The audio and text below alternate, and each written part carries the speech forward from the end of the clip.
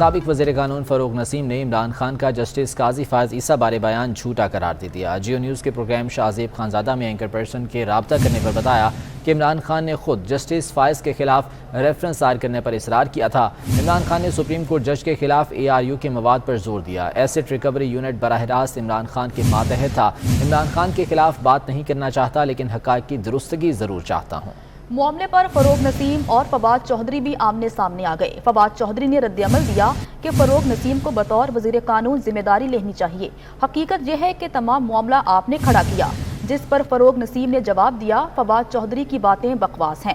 فواد چودھری کابینہ اجلاس کے وہ منٹ دکھائیں جس میں انہوں نے ریفرنس کی مخالفت کی۔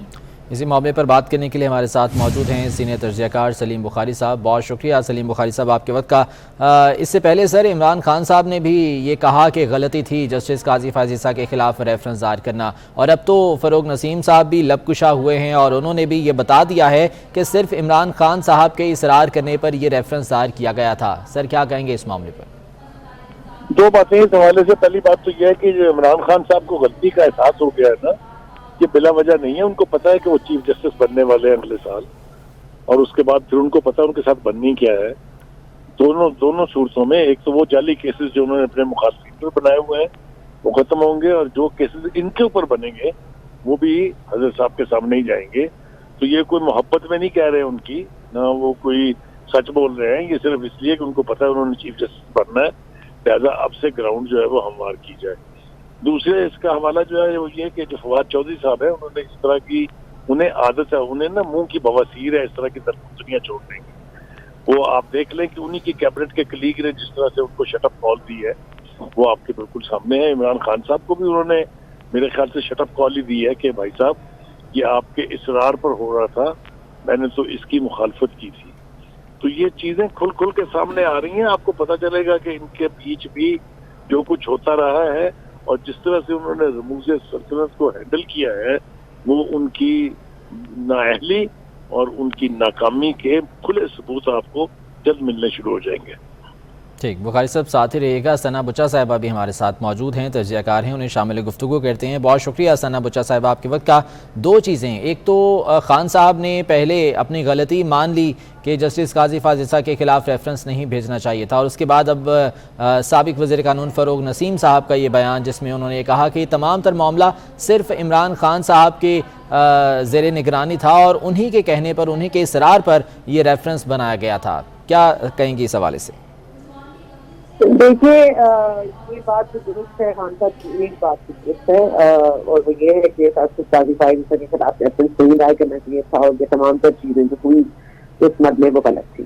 اب ان کو ایڈوائز فروغ نسیم صاحب نے کی، میں نہیں سمجھتی کہ خان صاحب کی ایڈوائز کو فالو کرتے ہیں۔ خان صاحب جن کی ایڈوائز فالو کرتے تھے ان کو انہوں نے فالو کیا تھا۔ فروغ نسیم صاحب از جسٹ مڈل مین، اور وہ آپ کو ہمیں بھی پتا ہے کہ وہ کس کے لیے کام کرتے ہیں اور کس کی ایما پہ کرتے ہیں۔ اس وقت سب کچھ اچھا تھا، وہ ایڈوائس بھی اچھی تھی، جو ہوا وہ بھی اچھا تھا۔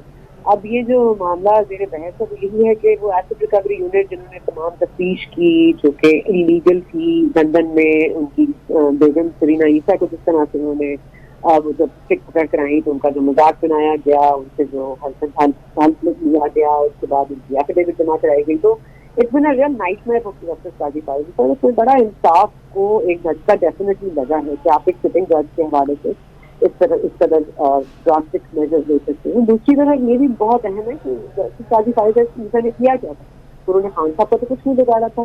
ظاہر ہے وہ فیض آباد دھرنے کے اوپر ان کی ججمنٹ تھی جس میں ظاہر ہے کہ پاکستان تحریک انصاف بھی انوالو تھی، لیکن اس میں تو مین کیریکٹر تھا وہ تو ہمارے ادارے کا تھا۔ تو وہ جو یہ بل ہے یہ بات کریں سر، یہ جو جسٹس قاضی فائز عیسیٰ کے خلاف بات کریں، میرا نہیں خیال کہ فروغ نسیم صاحب can either take the blame nor shed the responsibility, کیونکہ ان کے اوپر شاید پورا الزام لگانا بھی درست نہیں ہوگا، لیکن وہ اس سے مبرہ تھے یا اس کا اس میں کوئی انوالومنٹ نہیں تھی، میرا خیال ہے وہ بھی غلط ہوتا۔ تو ظاہر ہے کہ ٹھیک ہے ایسے ریکوری یونٹ نے کیا، شہزاد عبدال صاحب نے کیا، نواز صاحب کی اس میں شاید شامل بھی ہو مرضی، لیکن یہ کہنا کہ فروغ نسیم صاحب کو اس سے کوئی لینا دینا نہیں تھا، میرا خیال یہ ہے۔ ٹھیک، سنا بچہ صاحبہ ساتھ رہے گا۔ بخاری صاحب، جب یہ ریفرنس دائر کیا گیا تھا جسٹس قاضی فائز عیسیٰ کے خلاف تو فروغ نسیم صاحب وزارت قانون سے انہوں نے استعفیٰ دیا اور بطور وکیل وہ عدالت میں پیش ہوئے۔ اس وقت بھی تو سر سٹینڈ لے سکتے تھے فروغ نسیم صاحب، اب وہ کہہ رہے ہیں کہ یہ حقائق کی درستگی چاہتے ہیں، اس وقت کیوں نہیں سٹینڈ لیا انہوں نے؟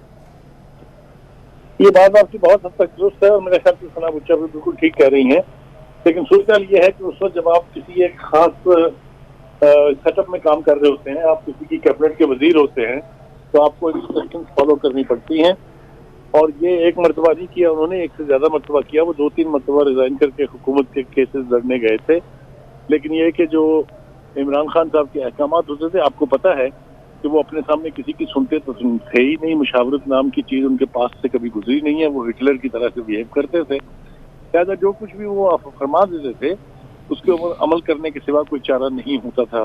تو میں یہ نہیں کہہ رہا ہوں کہ اس میں کوئی قصور نہیں ہے فروغ نسیم صاحب کا، لیکن میں یہ ضرور کہوں گا کہ ان کے پاس آپشنز بہت کم تھے، کیونکہ اگر پرائم منسٹر صاحب ایک بات پہ اصرار کر رہے ہوں، اور اس کی ایک مثال نہیں ہے، اس کی بہت زیادہ مثالیں، اگر آپ کو بشیر میمن یاد ہوں جو ایف آئی اے کے ڈائریکٹر تھے، جنہوں نے کہا کہ مجھے بلا کے کہا گیا تھا کہ فلاں فلاں کے خلاف کیسز بننے ہیں، مجھے نہیں پتا کہاں سے آئیں گے کیسز، کیسے بنیں گے، بس ان کو گرفتار ہونا چاہیے۔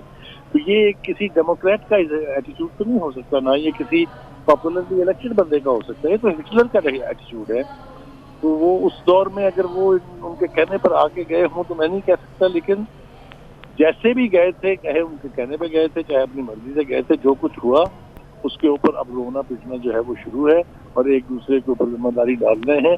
اس کو انگریزی اصطلاح میں کہتے ہیں پاسنگ اوور دا بک، اس لیے کہ گلے میں پھنسی دکھائی دے رہی ہے۔ جیسا میں نے کہا کہ چونکہ اب انہوں نے چیف جسٹس تو بننا ہے، تو اس کے لیے اب سے راہ ہموار دی جا رہی ہے، اس کے سوا کچھ نہیں ہے۔ ٹھیک، ثنا بچہ صاحبہ، یہ تو صرف ایک معاملہ ہے، اور بہت سے ایسے ایشوز ہوں گے جن پر مصلحتاً جو لوگ ہیں یا کابینہ کے جو وزراء ہیں وہ کچھ نہیں بولے ہوں گے، تو کیا ایک ایک کر کے اب یہ تمام تر اسی طرح سے سامنے آئیں گے؟ ثنا بچہ صاحبہ سے غالباً رابطہ منقطع ہوا ہے۔ سلیم بخاری صاحب ہمارے ساتھ موجود تھے، سر آپ کے وقت کا بھی بہت شکریہ۔